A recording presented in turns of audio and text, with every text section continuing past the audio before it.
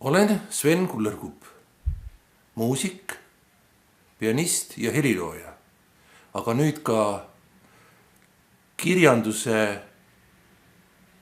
loomingu aastapreemia 2017 laureaat.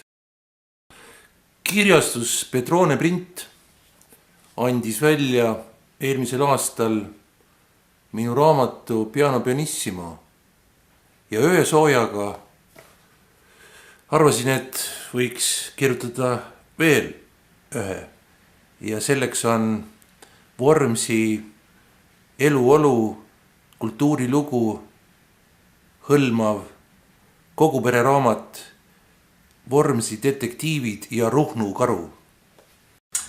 Me teame kõik muusikainimesed vähemalt Sven Kullerkupu tohutult hinge pianistina nii klassikas kui džässis, aga ta üllatas meid kõiki, kui ilmus tema poolt kirjutatud raamat, mis põhines tema mälestustel muusikakeskkoolis õppimise ajast ja hilisemastki ajast. See oli nii vaimukalt ja ladusa keelega kirjutatud, et see äratas ka kirjandusinimeste tähelepanu ja see raamat ju sai põhimõtteliselt loomingu debüüdipreemia.